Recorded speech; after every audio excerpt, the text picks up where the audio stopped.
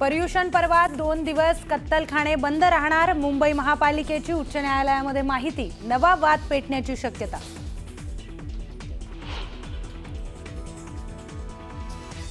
दादरच्या कबूतरखाना आंदोलनाप्रकरणी 150 जणांवर गुन्हा दाखल केलेल्यांमध्ये 50हून अधिक महिलांचा समावेश.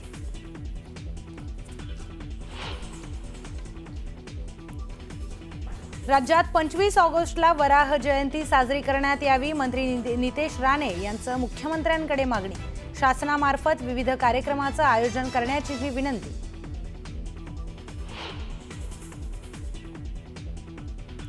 कामगारांचं हित पाहिलं नाही तर असाच भोपळा मिळणार. बेस्ट पतपेढीच्या निकालावरून शशांक यांचा ठाकरेंना टोला, तर कामगारांच्या हक्काचा पैसा कंत्राटदारांना वाटल्याची केली टीका.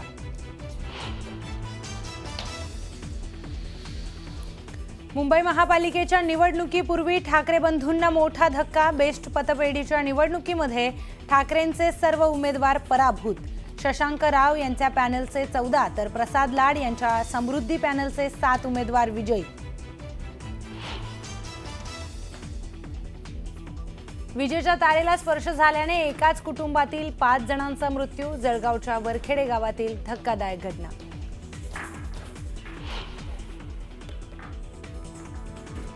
कानात हेडफोन लावून पावसात प्रवास करणं बेतलं जीवावर. हाय टेन्शन तारेचा शॉक लागल्यामुळे 17 वर्षाच्या तरुणाचा मृत्यू. लोकांनी सांगून देखील दुर्लक्ष केल्याने गेला जीव.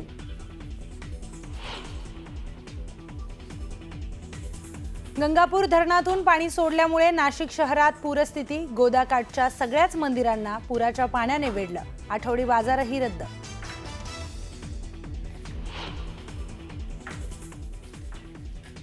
कोल्हापुरातील पंचगंगा नदीची धोक्याच्या पातळीकडे वाटचाल. नदीचं उगमस्थान असलेल्या प्रयाग चिखलीतील दत्त मंदिर पाण्याखाली.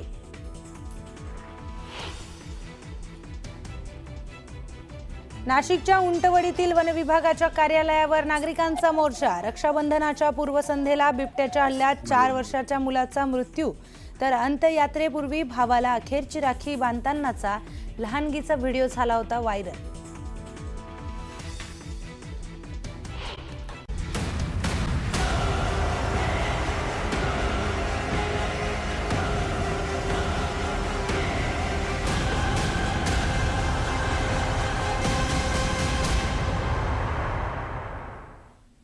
नमस्कार, मी प्रियंका लाठी. बातमीपत्रामध्ये स्वागत. आता पाहूयात पावसासंदर्भातल्या बातम्या.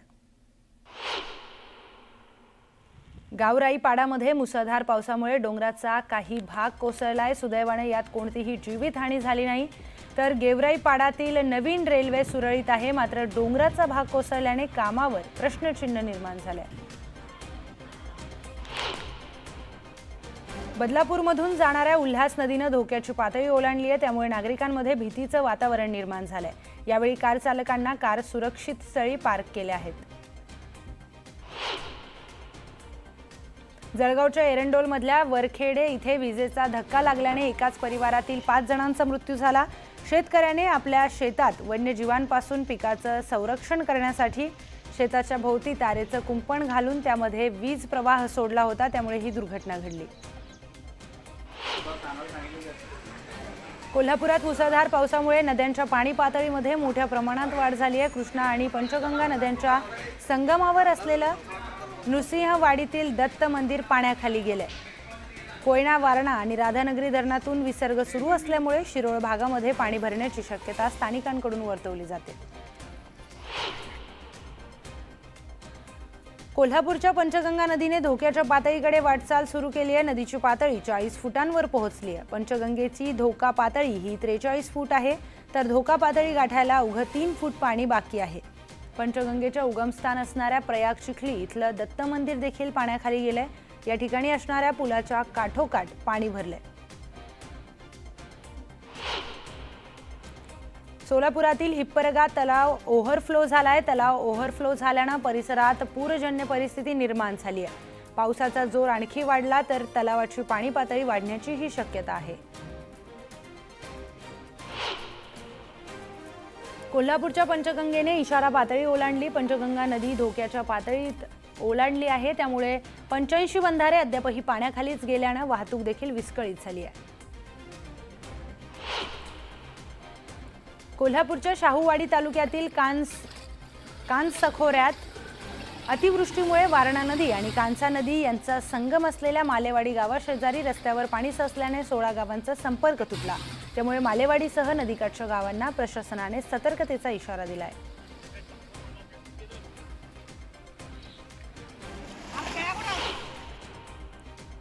कोयना धरणात 1,08,000 क्युसेकने पाण्याची आवक सुरूच आहे। धरणाचे दरवाजे 13 फुटांनी उघडण्यात आलेत। धरण सध्या 102 क्षमतेने भरले, त्यामुळे पाटण तालुक्यातील 53 कुटुंबातील 253 लोकांना सुरक्षित स्थळी हलवण्यात आले। पुण्याच्या खडकवासला धरणातून मोठ्या प्रमाणात पाण्याचा विसर्ग करण्यात आल्यामुळे एकतानगर भागात पाणी भरलंय।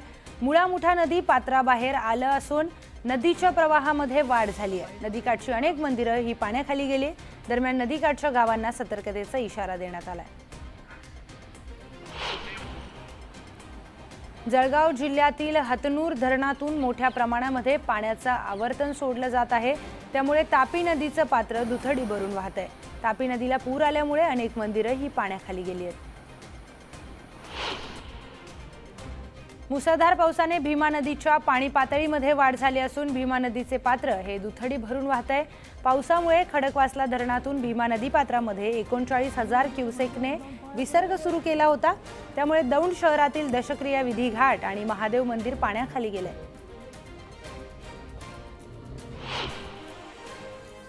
अमरावती जिल्ह्यात झालेल्या पावसामुळे चांदूर बाजार तालुक्यातील शिरसगाव कसब्यातील मेघा नदीला पूर आलाय।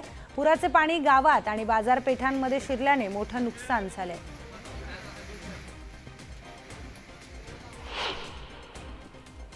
अमरावतीच्या चांदूर बाजार आणि अचलपूर तालुक्यामध्ये ढगफुटीने मोठं नुकसान झालंय। तातडीने नुकसान भरपाई देण्याची मागणी बच्चू कडूंनी केली आहे। तर नुकसानग्रस्त भागाचा दौरा केल्यानंतर कडूंनी अधिकाऱ्यांशीही संवाद साधला। चिपळूणमधील मिरजोळी गावातील बोरजेवाडीतील 50 ते 60 लोकांच्या जाण्या येण्याचा वाटेचा प्रश्न ऐरणीवर आलाय। सततच्या मुसळधार पावसामुळे डोंगर हळूहळू ढासळण्यास सुरुवात झाली आहे। तर दरडीवरील घराला धोका निर्माण झालाय। घरात राहणाऱ्या लोकांचाही जीव धोक्यात आलाय। रायगड जिल्ह्यातील महाड तालुक्यात देखील मुसळधार पाऊस बरसला। महाडमधील शिवथरमध्ये ढगफुटी सदृश्य पाऊस झालाय। पावसामुळे कुंभे शिवथरमधील शिवथरघळ धबधबा ओसंडून वाहतोय। सातारा जिल्ह्यातील धरणांमधून सोडण्यात आलेल्या पाण्यामुळे नदीपात्रातून जाणारे अनेक छोटे पूल पाण्याखाली गेलेत। धरणातून सोडण्यात आलेल्या 1,05,000 क्युसेक पाण्यामुळे वेण्णा नदी ओसंडून वाहताना पाहायला मिळते। साताराकडून म्हसवे गावाला जोडणारा पूल पाण्याखाली गेल्यामुळे साताराच्या म्हसवे गावाचाही संपर्क तुटला। गडचिरोली जिल्ह्यातल्या भामरागड तालुक्यातील पर्लकोटा नदीला आलेल्या पुरामुळे 100 पेक्षा जास्त गावांचा संपर्क तुटलाय। भामरागड बसस्थानक परिसरातील पाणी आता ओसरायला सुरुवात झाली आहे। मालेगाव मनमाडसह नाशिक जिल्ह्याच्या ग्रामीण भागात पावसाची संततधार सुरू आहे। सर्वच धरणं बंधारे तुडुंब भरली आहेत। अतिवृष्टीमुळे शेतीचं मोठं नुकसान झालंय। तर नाशिक जिल्ह्याच्या गेल्या 5 दिवसांपासून पावसाचा जोर कायम आहे। वाशिमच्या गोभणीसह परिसरामध्ये पैनगंगा नदीच्या पुरामुळे शेतीला फटका बसलाय। पुरामुळे मागील 7 दिवसांपासून करडा गोभणी हा रस्ता बंद आहे। वाशिमसह नांदेड जिल्ह्यातील 350 गावांमधील 4,11,000 हेक्टर शेतीचं पाऊस आणि पुरामुळे अतोनात नुकसान झालं। या नुकसानीची कृषी मंत्री दत्तात्रय भरणे यांनी पाहणी केली। मंत्री भरणेंनी दुचाकीवरून शेती पिकांची पाहणी करत शेतकऱ्यांना भरपाईचं आश्वासन दिलंय। दरम्यान सरकार शेतकऱ्यांच्या पाठीशी असल्याचंही त्यांनी म्हटलंय। अहिल्यानगर जिल्ह्याला वरदान असलेलं भंडारदरा धरण भरलंय। धरणामध्ये 98% पाणीसाठा असून 12,000 क्युसेकने प्रवरा नदीमध्ये विसर्ग सुरू आहे। त्यामुळे प्रवरा नदीवरील धबधबे ओसंडून वाहत आहेत।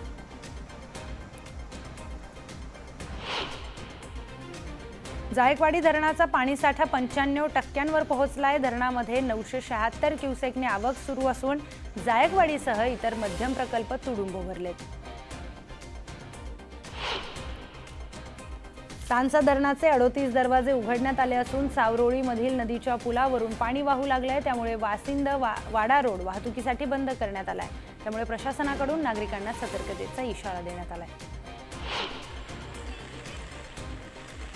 नाशिकच्या इगतपुरीतील वाघाचा झाप मेंगाळ झाप कातोरे वस्ती येथील रस्ता पाण्याखाली गेलाय, त्यामुळे आदिवासी पाड्यांचा शहराशी संपर्क तुटला। विद्यार्थी व नागरिकांना आपला जीव मुठीत घेऊन इथे प्रवास करावा लागतोय। भिवंडी शहराजवळील काटई ग्रामपंचायत हद्दीतील तलावामध्ये कंटेनर शिरलाय। ब्रेक फेल झाल्यानं कंटेनर चालकाने समोरील वाहनांना वाचवण्यासाठी जवळील तलावाच्या संरक्षण भिंतीला धडक दिली, त्यानंतर कंटेनर थेट तलावात पडला। कंटेनर चालकाने उडी मारून आपला जीव वाचवलाय।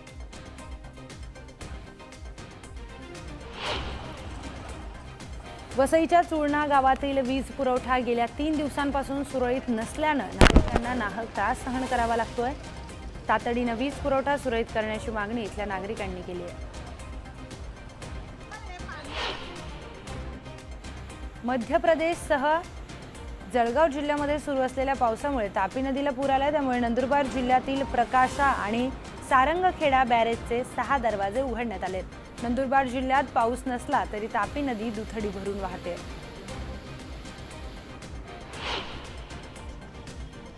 सांगलीच्या कृष्णा नदीच्या पाणी पातळीमध्ये वाढ झाली आहे। यावेळी मोठ्या संख्येने तरुण नदी पात्रात उडी घेत पोहण्याचा आनंद घेत आहेत।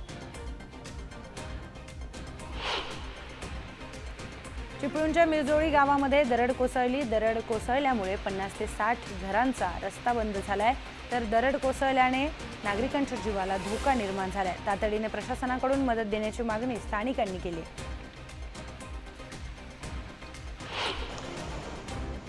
पुण्याच्या घोड नदीला पूर आलाय, त्यामुळे चांदोह लाखण गावातील पूल पाण्याखाली गेलाय, त्यामुळे शिरूर आणि आंबेगाव तालुक्यातील गावांचा संपर्क तुटला।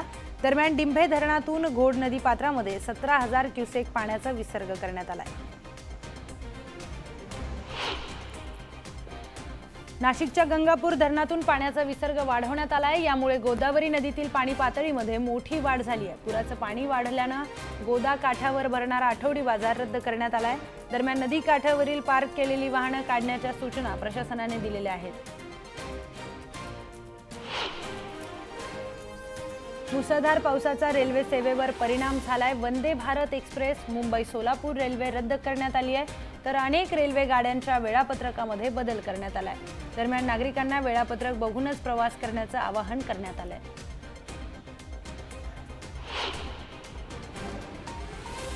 तेलंगणाच्या श्रीपाद येलंपल्ली आणि मेडीगड्डा कालेश्वरम या धरणातून मोठ्या प्रमाणामध्ये पाण्याचा विसर्ग करण्यात आलाय, यामुळे सिरोंचा तालुक्यामध्ये पुराचा धोका निर्माण झालाय। प्रशासनाने नदीकाठच्या नागरिकांना सतर्कतेचा इशारा दिलाय। दरम्यान आपत्ती व्यवस्थापन पथकासह पोलिसांची तैनाती करण्यात आली आहे। पिंपरी चिंचवडमधून वाहणाऱ्या पवना नदीच्या पातळीमध्ये वाढ झाली आहे। केजूबाई बंधारा ओसंडून वाहतोय, तर केजूबाई मंदिर पाण्याखाली गेलंय। पवना धरणातून 15,700 मिलीमीटर पाण्याचा विसर्ग पवना नदीमध्ये सुरू असल्याने ही परिस्थिती उद्भवली। रायगड जिल्ह्याला सलग 5 ते 7 दिवस पावसाने झोडपलेलं आहे। अनेक गावांमध्ये पाणी शिरलंय। असंच पावसाचा जोर कायम राहिला तर अनेक नद्यांना पूर येऊ शकतो। जिल्हा प्रशासन सतर्क आहे, तसेच रेस्क्यू टीमला देखील सतर्क राहण्याचे आदेश देण्यात आलेत। सांगली जिल्ह्यातील पूरसदृश्य भागामध्ये प्रशासकीय यंत्रणा अलर्टवर ठेवण्यात आलेल्या आहेत। आतापर्यंत महापालिकेच्या निवारा केंद्रात 100 कुटुंबांचं स्थलांतर करण्यात आलंय। वैद्यकीय आरोग्य अधिकारी वैभव पाटलांनी ही माहिती दिली।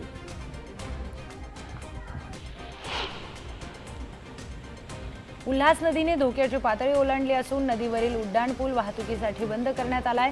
नदीच्या ठिकाणी पोलीस प्रशासन आणि अग्निशमन दलाचे कर्मचारी तैनात असून नागरिकांना सतर्कतेचा इशारा देण्यात आलाय।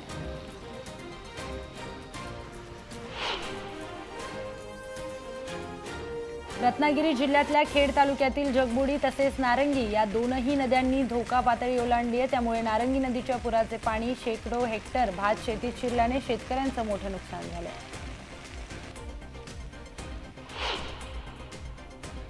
रायगड जिल्ह्यातील बाळगंगा नदीनं धोक्याची पातळी ओलांडली, त्यामुळे पेणच्या खरोशी गावात बाळगंगेच्या पुराचं पाणी शिरलंय। अजून आजूबाजूच्या गावांना सतर्कतेचा इशारा देण्यात आलेला आहे। प्रशासन अलर्ट मोडवर आलंय।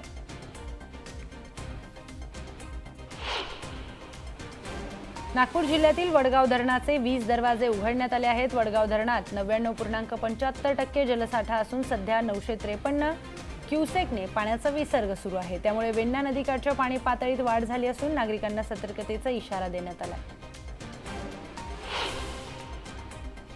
कर्नाटकच्या प्रसिद्ध गोकाक धबधब्याने रौद्र रूप धारण केलंय। मुसळधार पावसामुळे गोकाक धबधबा कोसळू लागलाय।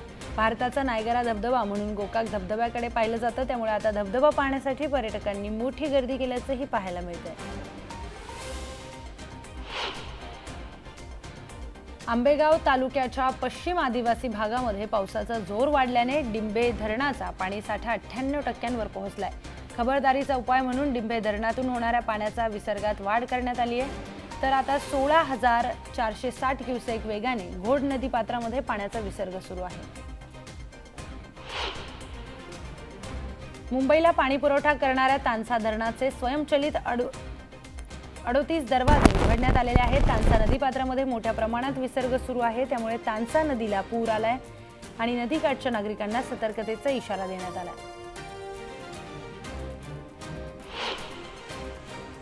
भातसा धरणाचे 5 वक्र दरवाजे 1 मीटरने उघडण्यात आले आहेत। तर भातसा धरणाच्या पाणी पातळीमध्ये मोठ्या प्रमाणात वाढ झाली आहे, त्यामुळे सापगावसह नदीकाठच्या गावांना सतर्कतेचा इशारा देण्यात आला आहे।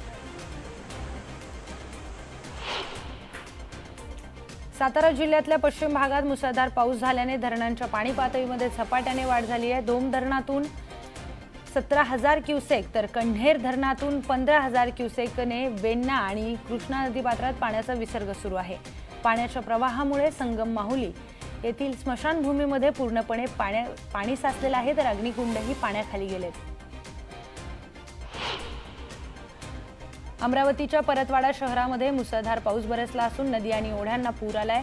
करजगाव बहिरम जवळील एका पुलावरून पाणी वाहत असल्याने पुलावरील वाहतूक देखील बंद झाली होती। मात्र एका स्कूल बस चालकाने पुराच्या पाण्यात बस घातली। दरम्यान मुलांचा जीव धोक्यात घातल्यामुळे नागरिकांनी संताप व्यक्त केलाय।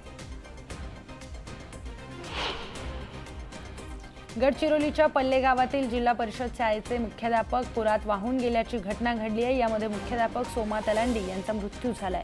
शाळेतून घराकडे परतताना ही घटना घडली। पिंपरी चिंचवडच्या विविध भागातील 1000 नागरिकांना सुरक्षित स्थळी स्थलांतरित करण्यात आलंय। दरम्यान अद्यापही पवना, इंद्रायणी आणि मुळा नदीकाठचे नागरिक जीव धोक्यात घालून राहत आहेत।